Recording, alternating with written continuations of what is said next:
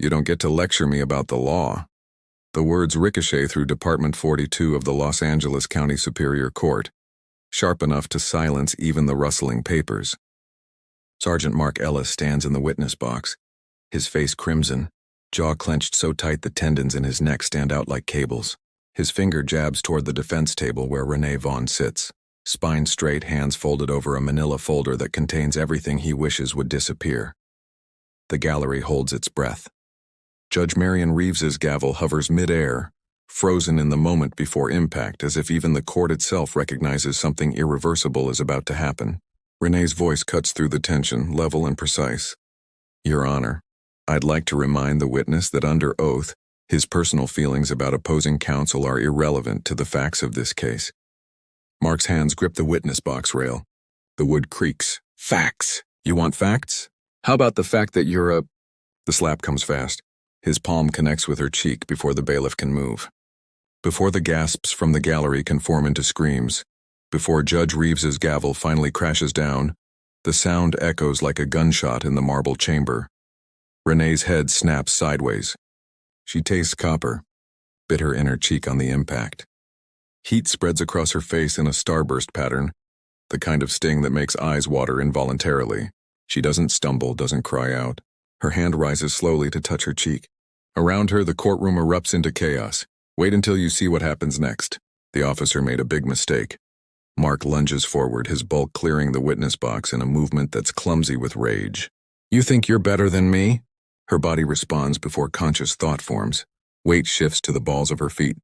Hands rise, not in defensive cowering, but in precise positioning. She steps inside his reach as he swings again, catches his extended wrist with her left hand, his elbow with her right, hip rotation, pull down and forward. His momentum does the rest. The throw is textbook ippon seoi nage, one-arm shoulder throw, executed with the kind of precision that only comes from thousands of repetitions. Mark flips over her shoulder, his 220 pounds of muscle and fury suddenly weightless, and crashes into the defense table. Papers explode into the air like startled birds. A water pitcher shatters against the floor.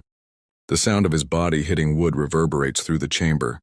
Silence descends, sharp and absolute.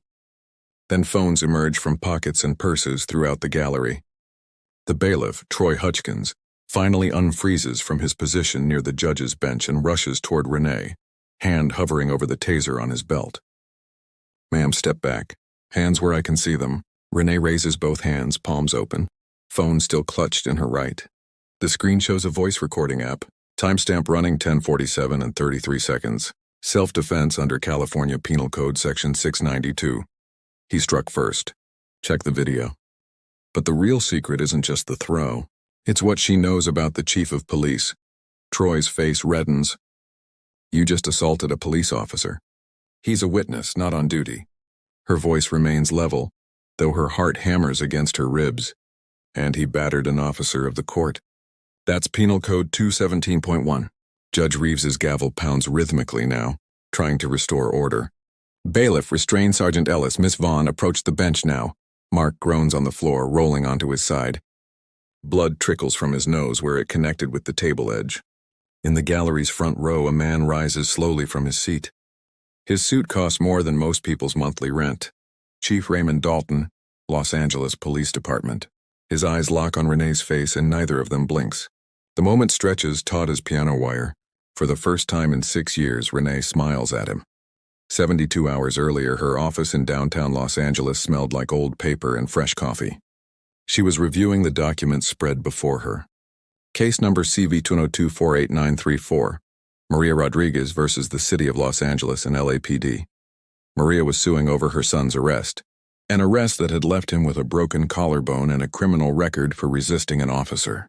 The officer in question, Sergeant Mark Ellis, you know him? Julia Chen, her partner, asked. We worked together a long time ago. Renee had closed the file, then pushed it aside, avoiding a past she'd sealed shut. Her desk drawer held something she'd kept for 6 years, a folded newspaper clipping, headline screaming, Officer resigns amid internal investigation.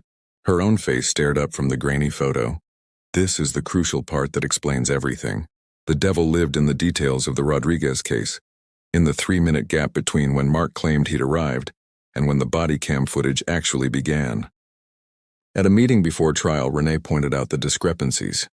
Mark's report states he responded to a noise complaint at 9:47 p.m., but the computer-aided dispatch printout shows his unit was already on scene at 9:32, 15 minutes earlier. It means he was in your house before he had legal justification to enter. The trial began on Monday. Mark Ellis entered wearing his full-dress uniform, a power move to prejudice the jury. Renee stood for cross-examination. She held up the official dispatch log. According to this official log, your unit was already on scene at 9:32 p.m., 15 minutes earlier than your report claims. Mark claimed it was a clerical error. Renee approached the witness box. During those missing 15 minutes, were you inside the Rodriguez home without a warrant? Mark's knuckles went white. I had probable cause to enter. Please cite the specific legal standard for exigent circumstances in a noise complaint case. Mark's face turned purple. I don't have to justify my actions to you. Actually, under oath you do, Renee replied. You don't get to lecture me about the law. Mark stood up. She's the one who should be on trial. She destroyed evidence in the Kamar case. That's when Mark Ellis crossed the line and struck Renee. The threats against Renee started immediately. That evening, the chief of police, Raymond Dalton, cornered Renee. You're making Mark look like a fool.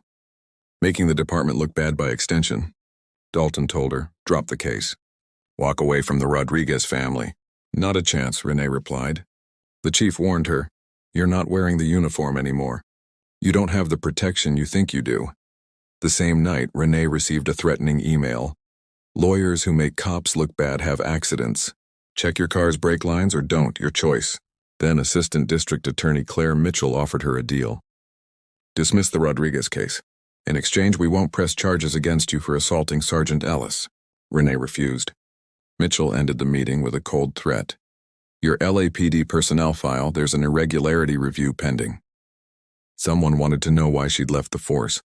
The real reason Renee left the force is exposed. Alone in her office, Renee opened an anonymous email. It contained the unredacted internal affairs complaint she'd filed 6 years ago. Complainant, Officer Renee Vaughn. Subject, Chief Raymond Dalton.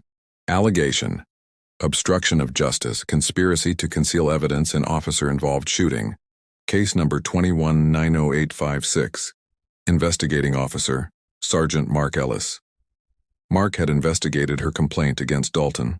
He had testified that she was unstable, seeing conspiracies. Renee confessed the truth to her partner. On September 14, 2019, she responded to a call where her partner, Officer Collins, shot a 14-year-old boy, Jamal Kamar, who was unarmed. Renee witnessed Collins pull a knife from his pocket and place it near the boy's outstretched hand. A drop knife used to justify questionable shootings. Renee's body camera had recorded everything. She had filed a formal complaint. Dalton assigned Mark to investigate. Mark buried the complaint. 3 weeks later, Renee resigned. The bombshell evidence that changed everything. The next day in court, Renee stood up. Your Honor, I have new evidence to present that bears directly on the witness's credibility. She introduced her LAPD personnel file. I was Officer Renee Vaughn, badge 4471. The gallery erupted. Sergeant Ellis was my training officer. And in 2019, he was the internal affairs investigator who buried my complaint against Chief Dalton. She then introduced the unredacted IA complaint, projecting it onto the screen. Then the final blow. Last night, I received a copy of my own body cam footage from September 14, 2019. The footage played. Everyone in the courtroom saw Officer Collins shoot the unarmed boy. Then they watched Collins crouch, pull out a folding knife and position it near Jamal's hand. Mark Ellis exploded from his chair. You don't understand. Dalton ordered me to. Chief Dalton tried to silence him, but Mark was past listening. I'm not taking the fall for this alone. You told me to bury her complaint. Cutting through the chaos, Renee played her final piece of evidence. A recording of her conversation with Chief Dalton. Dalton's voice, Mark's a hothead, but he's my hothead. Drop the case. And then the true confession. I'm explaining reality. The Kamar case stays buried. Even if you somehow found the ballistics report, which you won't, it wouldn't match the testimony we gave. We made sure of that. The shocking conclusion that changes everything. The courtroom was silent. Chief Dalton had gone pale. Mark Ellis cried out. He admitted it! Judge Reeves's voice cut through the air. Detain Chief Dalton and Sergeant Ellis. I'm ordering an immediate investigation by the Attorney General's office. 8 months later, the Los Angeles Times headline read, Former LAPD Chief Dalton arrested on federal obstruction charges. Sergeant Ellis entered a plea deal and agreed to testify. Officer Derek Collins was located in Arizona and faced extradition. Claire Mitchell resigned. And the Rodriguez case settled for $4.2 million. Renee had proven that the system could be beaten, that silence wasn't the only option. But the fight wasn't over. Another anonymous email arrived. Collins wasn't working alone that night. Check the second body cam, the one from Unit 47. Unit 47 supervisor on scene 3 minutes before the shooting. Sergeant M. Ellis. Mark hadn't just covered up her complaint. He was there when Collins shot Jamal. He was part of it from the beginning. The final clue arrived. Unit 47 wasn't the only one on scene early. Check the dispatch log for units staged nearby during the 15 minutes before the shooting. The staged unit supervisor on duty that night was recently promoted Sergeant Raymond Dalton. He had been waiting, listening, ready to control the aftermath. It hadn't been spontaneous corruption. It had been orchestrated. Renee Vaughn, former officer, defense attorney, and guardian of buried truths, drove into the Los Angeles night. Justice was slow. Justice was incomplete. Justice broke your heart repeatedly. But justice once started was impossible to stop. Every step a black woman take is a chapter of cry and power. Keep walking tall. Would you like me to find the case information on the Jamal Kamar shooting or the Rodriguez versus City of Los Angeles lawsuit?